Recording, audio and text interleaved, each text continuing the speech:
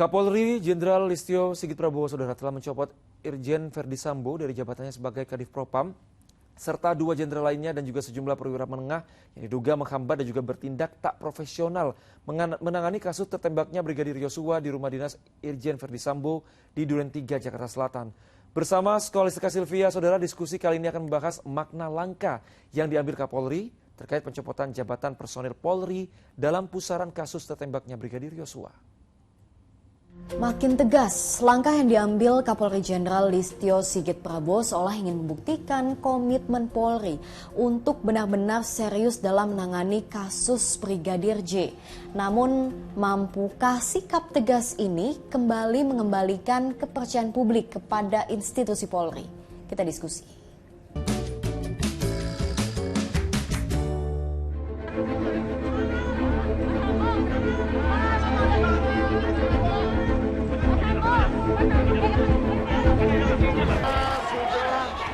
Berikan keterangan apa yang saya ketahui, saya lihat, saya saksikan terkait dengan peristiwa yang terjadi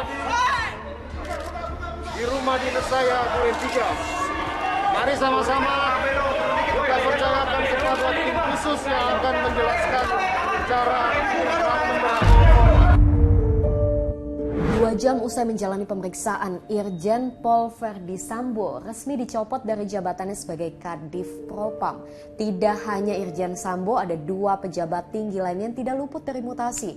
Mereka adalah Brigjen Pol Beni Ali dan juga Brigjen Pol Hendra Kurniawan. Ketiganya saat ini dimutasi menjadi perwira tinggi Yanma Polri bersama dengan 7 personil kepolisian lainnya. Saya akan keluarkan TR khusus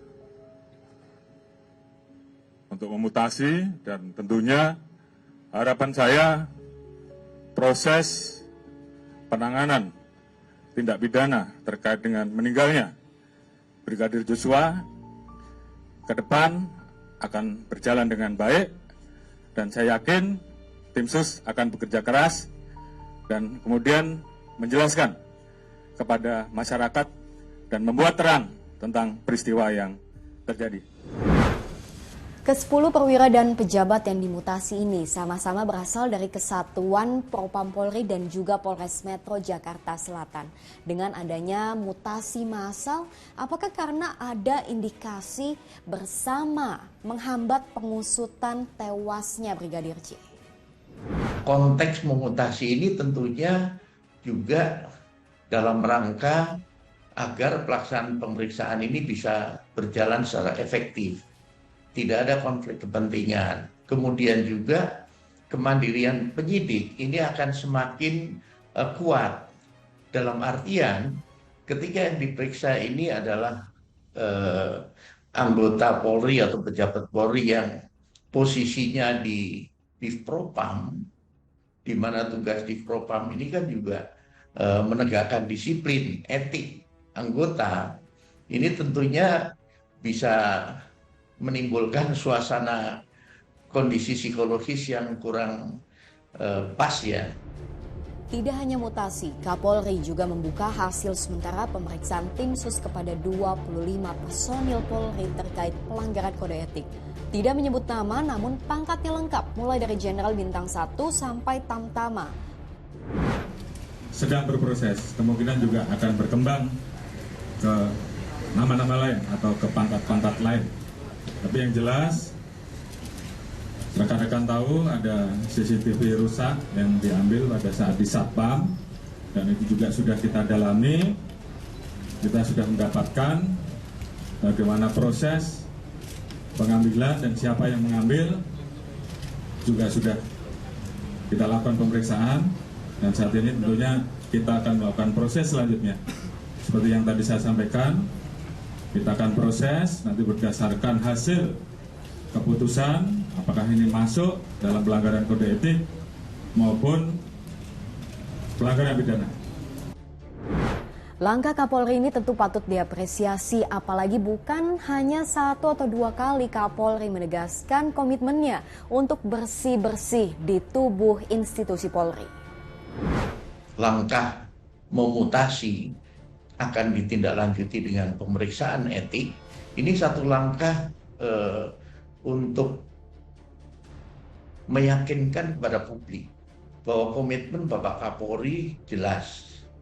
Dalam hal ini ingin penanganan kasus ini secara transparan, akuntabel, dan publik bisa mengikuti tahap demi tahap sampai dengan kasus ini nanti sampai di pengadilan.